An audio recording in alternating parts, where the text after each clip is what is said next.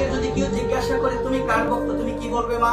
আমাদের যদি অনেকে জিজ্ঞাসা করে তুমি কার ভক্ত, আমরা বলি ভগবান কৃষ্ণের ভক্ত। কিন্তু দেখো শাস্ত্রকার আমাদের জানিয়ে দিল, একটু মনোযোগ সহকারে শোনো। শাস্ত্র বলছেন যে কেউ যদি বলে, ভগবান নিজে বলছেন শাস্ত্রের মধ্যে, কেউ যদি বলে সে আমার ভক্ত, সে কখনো প্রকৃতপক্ষে আমার ভক্ত হতে পারে না। কিন্তু কেউ যদি বলে যে আমি হলাম ভগবানের ভক্তির ভক্তির ভক্ত, মানে বৈষ্ণবের দাসানুদাস, আমি বৈষ্ণব চরণে আশ্রয় করে আছি, যদি বৈষ্ণব কৃপা করে, যদি বৈষ্ণবের করুণা হয়, এইবারও করুণা করো, বলে না গানের মধ্যে নরোত্তম ঠাকুর বলে গিয়েছিল, এবারও করুণা করো বৈষ্ণব গোসাই, পতিত পাবন তোমা বিনা আর কেহ নাই, যাহার নিকটে গেলে পাপ দূরে যায়, এমন দয়ালু প্রভুকে আবার কোথায় পায়, গঙ্গার পরশ হইলে পশ্চাতে পাবন, দর্শনে পবিত্র করো এই তোমার একবার। বলছেন বৈষ্ণবের দর্শনে যায় মনের ময়লা দূর, তার স্পর্শতে হয় প্রেম তরঙ্গ। কি বলছেন? বৈষ্ণবকে প্রকৃতপক্ষে যারা নিষ্কিঞ্চন ভক্ত, যারা শুদ্ধ ভক্ত, এটা চেনার অনেকগুলো উপায় রয়েছে। আমার মহাপ্রভু প্রেমের ঠাকুর শ্রীমান গৌরহরি যখন কুলিনগ্রাম বাসীদের বৈষ্ণব কাকে বলে শিক্ষা দিবেন, তখন আমার মহাপ্রভু সর্বাগ্রে যে কথাটি বলেছেন একটু শোনো মনোযোগ সহকারে। আমার মহাপ্রভু বলছেন, যার মুখে একবার কৃষ্ণ নাম সেই বৈষ্ণব তার করিও সম্মান। শোনো মনোযোগ সহকারে।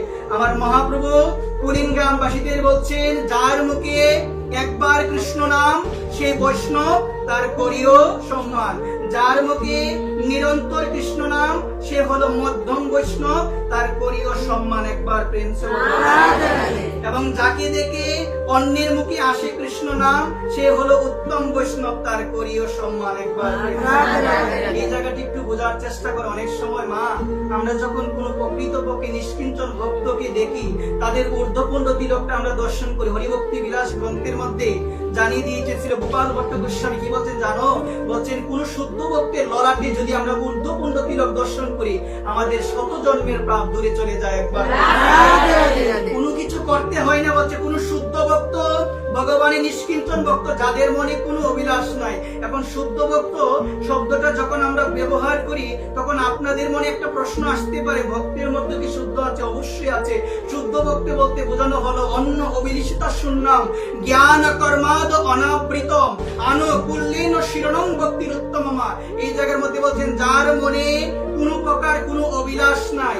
এই সংসার যাত্রা নির্বাহ করতে গিয়ে আমাদের মনের মধ্যে সাংসারিক বস্তুর প্রতি অভিলাষ জাগে, আমরা সাংসারিক বস্তু প্রাপ্ত করার জন্য আমাদের মনে ইচ্ছা জাগে। পূজ্যপা ছিল 108 বিনোদ বিহারী দাস বাবাজি মহারাজ বলে, ভজন করো বা না করো, কিন্তু সংসারের কোনো ইচ্ছা যদি তোমার হৃদয়ে থাকে, এই ইচ্ছা হৃদয়ে থাকলে কি হবে? তোমাকে বারংবার এই জগৎ সংসারে আসতে হবে। একবার ভজন করো বা না করো, সংসারের কোনো ইচ্ছা হৃদয় মাঝে রাখিও না।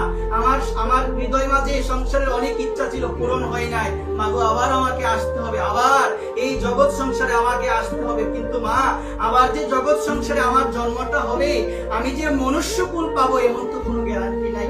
আছে কি মা?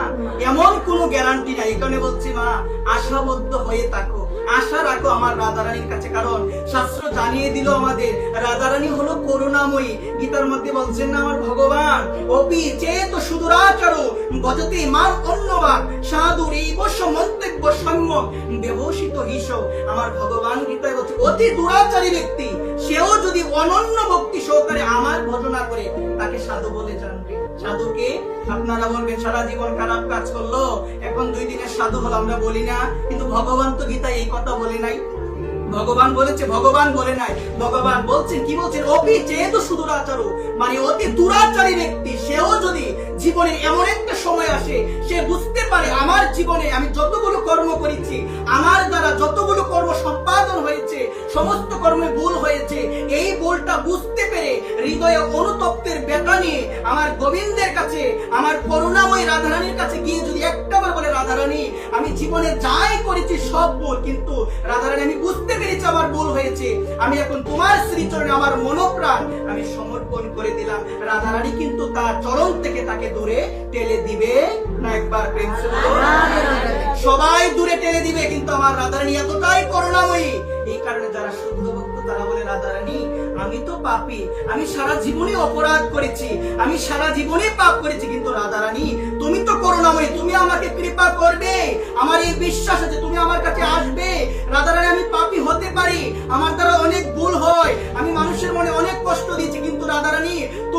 আমার এই বিশ্বাস, তুমি করুণাময়ী। শাস্ত্রকার বলছে তুমি করুণাময়ী, তুমি পতিতকে করুণা করো, তুমি অধমকে দয়া করো, অধমকে করুণা করো, তুমি আমার মতে অধমকে করুণা করে তোমার শ্রীচরণে তুমি তাই দাও, বলো তাই দাও। এই কারণে আমাদের আশা থাকতে হবে। পূজ্যপাত ছিল 108 বিনোদ বিহারী দাস বাবাজি মহারাজ, বৃন্দাবনের অন্যতম বিবোধী, অন্যতম বৈষ্ণব। তিনি বলেন আশা যদি হৃদয় থেকে দূরে চলে যায়, যে রাধারানী কৃপা করবে, ওই রকম আশা যদি দূরে চলে যায় হৃদয় থেকে, তাহলে বারংবার মা এই আশা যাওয়ার বদ্ধ হবে না। একবার প্রেম সে বলো।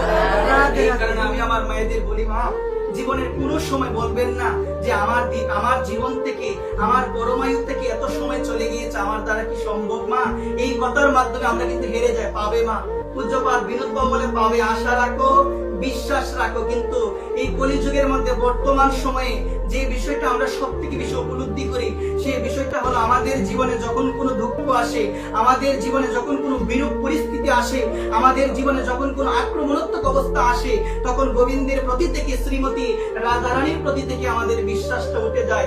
আমরা বলি ভগবান বলতে কিছু নাই, ভগবান যদি থাকতো, তার নাম এত আমি করি, আমার কপালে কেন এত আঘাত, তার নাম আমি করি, আমার কপালে কেন এত কষ্ট, তাহলে ভগবান আমাকে কষ্ট দিল, এই কষ্টকে ভগবান পরীক্ষা করছেন, ওকে আমি কষ্ট দিব, ওকে আমি আঘাত দিব, আমি দেখবো ও আঘাত পাওয়ার পরে ও আমাকে ডাকে কি।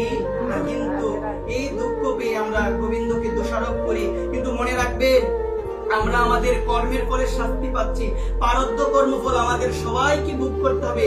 এই জগতের মধ্যে এমন কেউ নাই যে পারদ্য কর্মফলের হাত থেকে বাঁচতে পারবে। মা একটু মনোযোগ সহকারে শোনো, কর্মফলের হাত থেকে বাঁচা যাবে না। এই জন্ম ভোগ না হলো আরেকটা জন্ম নিয়ে তোমাকে আসতে হবে, ওই কর্মফল তোমাকে ভোগ করতেই হবে। একবার কিন্তু মা একটা আশ্বাস আমাদের দিয়েছেন ভক্তমাল গ্রন্থে। ভক্তমালের মধ্যে বলছেন, চিত্তে যার গোলমাল গিয়ে পড়ো ভক্তমাল। যার হৃদয়ে গোলমাল রয়েছে, ভক্ত চরিত্র পড়ো, বুঝতে পারবে কিরকম সাধনা করলে গোবিন্দকে পাওয়া যায়, কি করে ডাকলে আমার গোবিন্দকে পাওয়া যায়। পূজ্যপাদ মুরারি মোহন দাস বাবাজি মহারাজ তিনি বলছেন, ভগবানকে পাওয়া যায় যদি টাকার মধ্যে আকুলতা আর বেকুলতা থাকে। কি থাকে বলো? ভগবানকে যদি পেতে চাও, দুইটা জিনিস দরকার। একটু মনোযোগ সহকারে শোনো। পূজ্যপাদ ছিল দীনতার প্রতিমূর্তি, মুরারি মোহন দাস বাবাজি মহারাজ তিনি হল দীনতার প্রতিমূর্তি। তার মধ্যে এত দীনতা ছিল মা, তুমি যখন তার দীনতা দেখবে, তোমার দুই নয়নে অঝুর দ্বারাই অশ্রু পড়বে। একবার প্রেম দীনতার প্রতিমূর্তি সেই বাবাজি মহারাজ, শ্রী 108 মুরারি মোহন দাস বাবাজি মহারাজ, উনি বলেছিল ভগবানকে যদি পেতে চাও, দুইটা জিনিস দরকার। কয়টা জিনিস বলো সবাই? একটা হলো আকুলতা বেকুলতা, আর একটা হলো সরলতা। গানের মধ্যে বলে না মা, গাও গাও কোন গৌরাঙ্গের গুণ করিয়া মনকে সরল, মনটাকে সরল করে গৌরাঙ্গের গুণগান করো। তো আমাদের ছিল রামকৃষ্ণ পরমহংসদেব, তিনি বলছেন ভগবানকে যদি পেতে চাও, বাচ্চাদের মতো মন করো, যে মনের মধ্যে কোনো কুটি নেটে নাই, যে মনের মধ্যে কোনো ধরনের গরলতা নাই। বাচ্চাদের মনে গরলতা আছে গো মা? বাচ্চাদের মনে কুটিলাটি ভাব আছে গো মা? কুটিলাটি কোনো ভাব নাই। বাচ্চাদের মতো মন যেদিন আমার হবে, সেদিনে আমার শুদ্ধ ভজন সম্ভব হবে। একবার শাস্ত্র বলছেন, এক কৃষ্ণ নাম করে সর্ব পাপ কয়।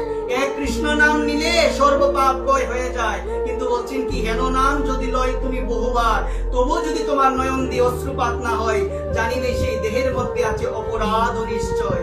মা কৃষ্ণ ভক্ত পাপ থেকেও বেশি ভয় পায় অপরাধকে। শুনো মনোযোগ সহকারে, পাপ কাকে বলে মা? শাস্ত্র বলছেন মিথ্যা কথা বলা যাবে না। এখন আমি যদি মিথ্যা কথা বলি, আমার পাপ হবে। কি হবে? শাস্ত্র বলছেন মিথ্যা কথা কি করা যাবে না? বলা যাবে না। এখন আমি যদি মিথ্যা বলি, আমার কি হবে বলো সবাই? পাপ হবে। শাস্ত্র বলছেন চুরি করা যাবে না। এখন আমি যদি চুরি করি, আমার কি হবে? পাপ হবে। কিন্তু মা শাস্ত্রকার আবার জানিয়ে দিল, পাপ হলে সেটাকে প্রায়শ্চিত্ত করে খণ্ডন করা যায়। আপনি পাপ করেছেন, সেটা প্রায়শ্চিত্ত করে খণ্ডন করতে পারবেন। তার অন্যতম দৃষ্টান্ত হলো একজন ডাকাত, যিনি রামায়ণ রচনা করেছিল, কিন্তু তিনি ডাকাত অবস্থায় রামায়ণ রচনা করে নাই। ডাকাত তিনি আগে ছিল, কিন্তু পরবর্তী তিনি কি হলো, এই রাম নাম জপ করে তার পাপের প্রায়শ্চিত্ত করে তিনি রত্নাকর দস্যু থেকে হয়ে গেল। কি হয়ে গেল বলো সবাই? বাল্মীকি মুনি। একবার একটু মনোযোগ সহকারে শুনো। এত ব্রাহ্মণ হত্যা করেছিল মা, ব্রাহ্মণের কিন্তু পয়তা থাকে। কি থাকে বলো সবাই? 7টা গরুর গাড়ি ভর্তি হয়ে গিয়েছিল ওই পয়তা দিয়ে। এত পাপ করেছিল, এত ব্রাহ্মণ হত্যা করেছিল, কিন্তু তারও উদ্ধার হয়েছিল। কিভাবে গো মা? কিভাবে হয়েছিল? এই রাম নাম করে সে তার পাপের প্রায়শ্চিত্ত করে খণ্ডন করেছিল এই জন্মে। এই কারণে বলছেন পাপের পরিণতি কয়টা? দুইটা। কয়টা পরিণতি বলো? একটা হলো প্রায়শ্চিত্ত করে খণ্ডন করা, আর যদি প্রায়শ্চিত্ত করে খণ্ডন না করতে পারি নরকে গিয়ে শাস্তি ভোগ করতে হবে একবার।